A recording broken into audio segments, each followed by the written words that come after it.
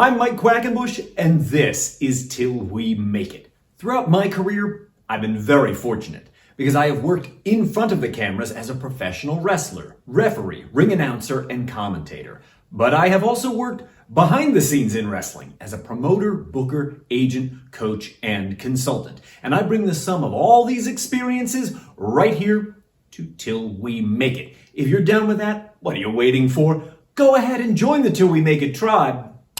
Subscribe right now. This is part 5 and the conclusion of my series designed to help you on your way to becoming a WWE Superstar. This was supposed to be 4 parts. How did we end up with a 5th part?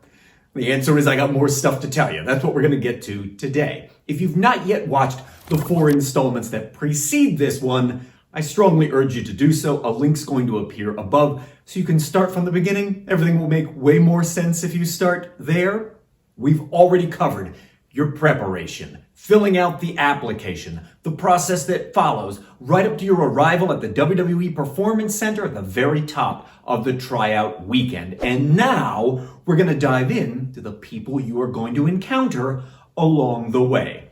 Before we explore this topic, please leave a like-a-palooza on this video. It helps the channel to keep on growing and tells YouTube to suggest my videos to more people.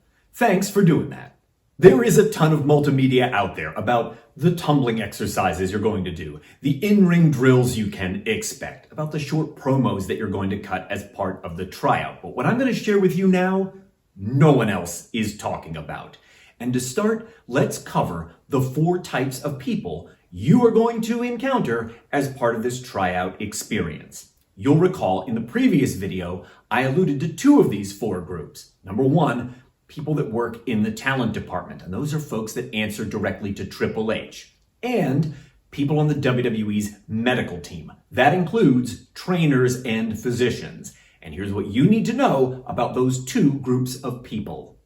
These members of the WWE team are all genuine professionals who are very good at their jobs, but are a little overworked. And this is because the environment in which they work becomes stressful due to how busy and how demanding all of it is. And on the one weekend of your life, when you need everyone that you encounter to be pulling for you, when you need everyone to be rooting for you to succeed, heed this advice. Make their lives easier. If you do, they're going to make your life easier. And in every interaction you have with everyone that works for WWE, whether it's the big boss all the way down to the security guard at the front door, you are going to kill them with kindness. Do you know what I mean by that expression? It means that you are going to be so polite, so pleasant, such a ray of sunshine in their life that they just can't help but like you. Or if you just want to go ahead and ruin your chances of signing with the WWE, try being rude to Melissa at the front desk. See where that gets you. While you are working up a sweat, both down on the floor of the PC and up in the ring, you are no doubt going to encounter people from this 3rd category, the WWE's coaches. And here's what you need to know about these people. Each and every one of the WWE's coaches are long-tenured veterans of the squared circle, and each and every one of them is deserving of the utmost respect and admiration, even if you personally are not familiar with the totality of their work. And you are likely to see these people. Matt Bloom, the head coach at the Performance Center who oversees talent development. Matt enjoyed a long career in the ring under such names as Albert, A-Train, Giant Bernard, and Lord Tensai. And Coach Matt has a great eye for detail. He doesn't miss a trick. Sarah Amato, who enjoyed an in-ring career under the name Sarah Del Rey. Coach Sarah is a graduate of the wrestling school that I own, the Wrestle Factory. And before signing with World Wrestling Entertainment, she also served as a coach for me. One of the many things I admire about Coach Sarah is her work ethic. And each and every time I see her, it only reaffirms the high regard I hold her in. Terry Taylor, probably best known to WWE fans for his stint as the Red Rooster during the Hulkamania boom of the 1980s.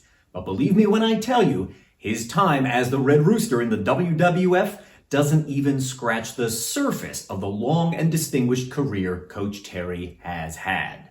With 40 plus years of experience, yeah, he broke in back in 1979, he is an invaluable wealth of insight coupled with unparalleled experience.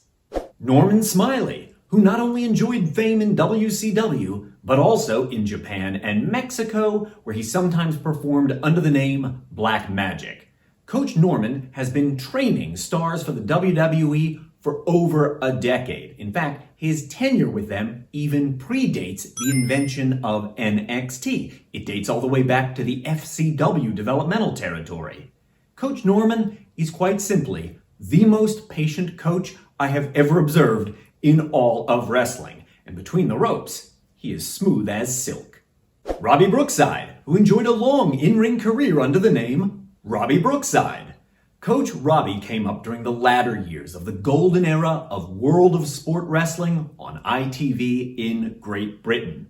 You may know I am renowned as the master of 1,000 holds, so you won't be surprised to discover that I can be a bit of a snob when evaluating the technical wrestling abilities of others. And I can tell you with all due snobbishness, Coach Robbie is one of the finest to ever lace up boots. We've covered the talent department, the medical team, and the coaches. And now we've got to talk about this final category. Because it's at this phase of the tryout, you are likely to encounter faces you recognize from TV.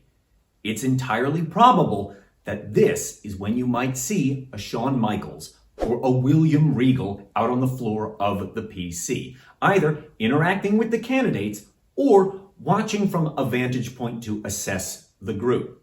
Sometimes even Triple H makes himself part of these proceedings. Shawn Michaels, in particular, has a lot of influence over the direction of their developmental league, NXT. So, it is critically important you listen to this next part. When Shawn Michaels walks up to shake your hand, you are not going to react like a fawning fanboy, even if you have idolized Michaels for your entire life, because that is not appropriate for this context. Make this your mindset.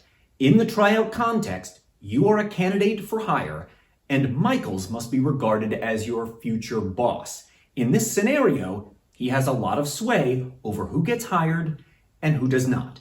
And you must keep in mind that you are there hoping to be cast in one of their TV shows. You are there competing for a 3-year contract tied to a lot of money. This is a job interview context, which is very different from an autograph signing or a meet and greet with WWE legend, the Heartbreak Kid, Shawn Michaels. In those scenarios, it might be appropriate to react like a fan, but not in this scenario. This is a tryout. This context demands that you behave like a candidate for hire who is interacting with a potential future boss, not behaving like a fan.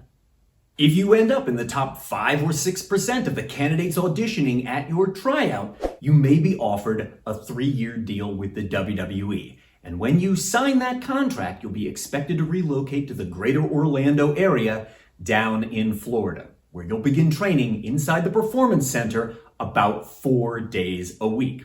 Slowly, you'll rise your way up through the NXT ranks, first appearing on their non-televised live events, then making the jump to NXT TV. And that is the springboard to the Raw and the Smackdown brands. It's also the same path that Liv Morgan followed. It's the same path that the Street Profits followed. And it may be the path that you will follow too on your way to becoming a WWE Superstar.